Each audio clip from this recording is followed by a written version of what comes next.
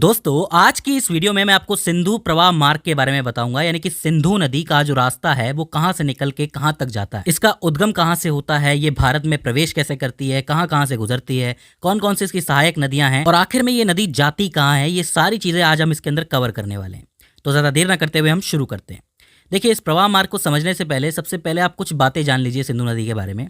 सिंधु नदी को ही इंग्लिश में इंडस रिवर कहा जाता है और इसके आसपास की जितने भी लोग बसे हैं, सभ्यताएं बसी हैं, उसे इंडस वैली सिविलाइजेशन कहा जाता है, यानी कि सिंधु घाटी सभ्यता। इसका मतलब भारत का जो पूर्व नाम है वो सिंधु से जुड़ा हुआ है और इसी को विदेशियों ने आके इंडस कहा था और इंडस से ही निकला है इंडिया। तो कहीं ना कहीं ये नदी हमारी पहचान से जुड़ी हुई है, तो यहीं पे इसका महत्व बढ़ जाता है। बात करें इसकी लंबाई की तो इसकी कुल लंबाई 2880 किलोमीटर है, लेकिन भारत की भूमि पर यह सिर्फ 1114 किलोमीटर तक ही बहती है। मतलब इसका 1114 किलोमीटर का एरिया है जो भारत की भूमि पर बहता है, बाकी वैसे इसकी लंबाई 2880 किलोमीटर है। अब ये इतनी लंबी नदी है, इसीलिए ये दुनिया की सबसे बड़ी नदी घाटियों में से एक मानी जाती है। मैं आपको बता दूं कि सिंधु नदी का जो कुल क्षेत्र है वो 11,65,000 वर्ग किलोमीटर के अंदर फैला हुआ है, तो ये बहुत बड़ी घाटी है। ठीक है, अब हम नक्शे से समझने की कोशिश करते हैं कि इसका उद्गम स्थल क्या है। तो देखो, ये नक्शा आपके सामने है। इस नक्शे में आपको लद्दाख नजर आएगा, जम्मू कश्मीर नजर आएगा, अक्साई चीन नजर आएगा, पाकिस्तान ऑक्यूपाइड कश्मीर जिसको पीओके आप कहते हो वो नजर आएगा, बाकी का पाकिस्तान नजर आएगा और इधर साइड में तिब्बत नजर आएगा। तिब्बत आज की तारीख में चाइना का भाग है। इस तिब्बत के अंदर ही एक पर्वत है कैलाश मानसरोवर और उसी के पास एक झील है जिसको कहते हैं मानसरोवर झील। इस मानसरोवर झील के पास कुछ एक पहाड़ियां हैं। उन पहाड़ियों में से एक जलधारा बाहर निकलती है जिसका नाम है सिनका बाब जलधारा। इस चीज का नाम आप याद रखना, सिनका बाब जलधारा। और इसी जलधारा से सिंधु की शुरुआत होती है। मतलब इन्हीं पहाड़ियों से सिंधु बहना शुरू करती है, तो वो मानसरोवर लेक को पार करती हुई आगे बढ़ती है। तो सिंधु नदी का जो उद्गम स्थल है वो कौन सा हो जाता है? सिनका बाब जलधारा कैलाश मानसरोवर के पास या फिर मानसरोवर झील के पास। ठीक है, ये नदी यहाँ से बहना शुरू करती है, धीरे धीरे करके ये तिब्बत को पार करती है और जब ये इंडिया में एंटर करती है तो इंडिया में सबसे पहले ये लेह जिले के अंदर एंटर करती है। मैं आपको बता दूं कि टोटल लद्दाख आपको नजर आ रहा है। लद्दाख के अंदर सिर्फ 2 ही जिले हैं, एक आपका कारगिल है और दूसरा है लेह। तो सबसे पहले सिंधु नदी लेह के अंदर प्रवेश करती है और इस तरीके से आगे बढ़ती हुई जाती है। अच्छा, ये जो आपकी कैलाश मानसरोवर झील है, इसी के पास से एक और नदी निकलती है जिसका नाम है सतलुज। अब इसका नाम तो आपने सुना ही होगा। सतलुज धीरे धीरे करके आगे बढ़ती है और वो भी इंडिया के अंदर ही एंटर करती है और ये आगे जाके सिंधु नदी से मिल जाती है। तो आप ये कह सकते हो कि सतलुज नदी जो है वो सिंधु नदी की सहायक नदी है। तो सिंधु प्रवाह मार्ग के अंदर 2 नदियां बाहर से शुरू होती हैं, मतलब चाइना से शुरू होती हैं, तिब्बत से शुरू होती हैं। एक तो खुद सिंधु नदी और दूसरी सतलज नदी। इस सिंधु नदी के ऊपरी भाग में लेह होता है और दक्षिणी भाग के अंदर करगिल होता है। कभी कभी पूछ लिया जाता है कि कौन सा शहर है जो सिंधु के रास्ते में आता है, तो आप लेह कह सकते हो और करगिल कह सकते हो। अब यहाँ 4 ऐसी नदियां हैं जो भारत से निकलती हैं और सिंधु नदी में जाके मिलती हैं। अब हम उसका एक एक करके क्रम देखते हैं। सबसे पहले आती है झेलम नदी। झेलम नदी जो है वो जम्मू कश्मीर से निकलती है। जम्मू कश्मीर के अंदर एक ज़िला है अनंतनाग नाम का, उस ज़िले के अंदर वेरीनाग नाम का एक झरना है, वहाँ से निकलती है आपकी झेलम नदी।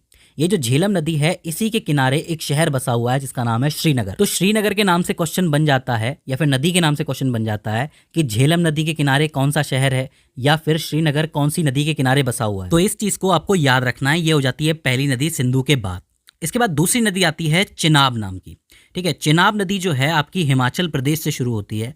वहाँ पे 2 ज़िले हैं, एक है लाहौल और एक है स्पीति। इन दोनों ज़िलों के ऊपरी हिस्से से ये नदी शुरू होती है। वहाँ पे एक बारालाचा नाम का एक दर्रा है, वहाँ से ये नदी शुरू होती है। देखिए, दर्रे या फिर पहाड़ों का मतलब तो आपको पता है, तो उन पहाड़ों से इसकी शुरुआत होती है। लेकिन हिमाचल प्रदेश में चिनाब को चंद्रभागा नदी के नाम से जाना जाता है। अब ऐसा क्यों? ऐसा इसलिए क्योंकि वहाँ पे 2 नदियाँ हैं, एक है चंद्र नदी और एक है भागा नदी। ये दोनों आपस में आके मिलती हैं बारालाचा पर और वहाँ इन दोनों के मिलने से चिनाब नदी शुरू हो जाती है। तो वहाँ पे उसे चंद्रभागा कहा जाता है, भाई मिली हुई नदी है, और यहाँ पे इसे चिनाब कहा जाता है। तो आपको चिनाब याद रखना है। ठीक है, हिमाचल प्रदेश, लाहौल और स्पीति जिला। इसके बाद तीसरी नदी होती है रावी नदी। रावी नदी भी हिमाचल प्रदेश से निकलती है, वो कांगड़ा जिले से निकलती है जहाँ पे रोहतांग दर्रा है। जैसे ऊपर बारालाचा दर्रा था, वैसे यहाँ पे रोहतांग दर्रा है और यहाँ से निकलती है आपकी रावी नदी। इस नदी से एक सवाल और बनता है कि रावी नदी के किनारे कौन सा शहर बसा हुआ है, तो आप लिखेंगे लाहौर शहर। लाहौर शहर फिलहाल पाकिस्तानी पंजाब के अंदर है, तो आपसे पूछ लिया जाता है ये चीज़। ये हो जाती है आपकी तीसरी सहायक नदी। इसके बाद आती है आपकी ब्यास नदी, जो कि निकलती है हिमाचल प्रदेश से। वो भी निकलती है आपके रोहतांग दर्रे से ही निकलती है।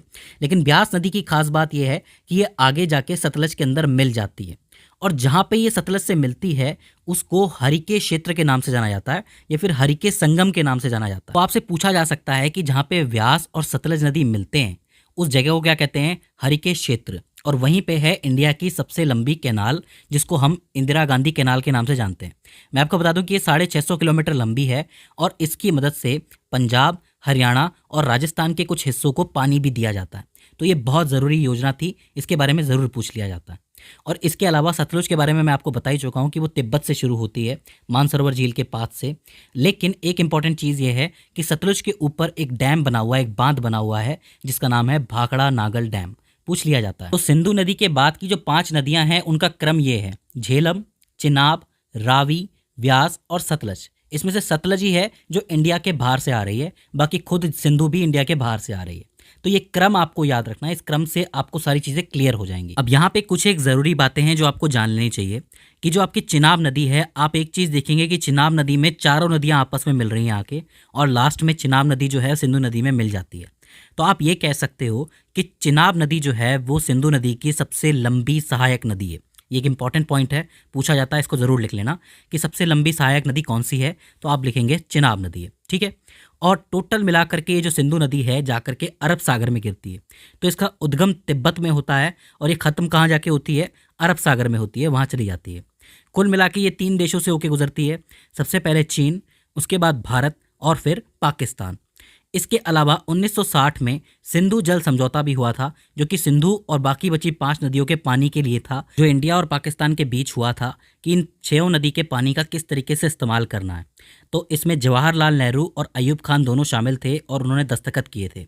इसके मुताबिक जो 3 नदियां ऊपर की हैं, सिंधु, झेलम और चिनाब, उनका 80% तक पानी जो है पाकिस्तान के पास जाएगा, और जो बाकी 3 नदियां हैं रावी, व्यास और सतलज, उसका 80% पानी जो है वो भारत के पास आएगा। तो दोस्तों ये हो जाता है सिंधु प्रवाह मार्ग। आई होप आपको समझ में आया होगा, कि आपको सारी जगहें भी समझ में आई होंगी और किस तरीके से कौन सी नदी कहाँ निकल के कहाँ जा रही है, ये बात भी आपको समझ में आई होगी। अगर इसके बाद भी इसके अंदर आपको कोई क्वेरी आती है, कोई दिक्कत आती है, तो आप हमें कमेंट सेक्शन में बता सकते हैं। तो दोस्तों आज की इस वीडियो के अंदर बस इतना ही। See you in the next one.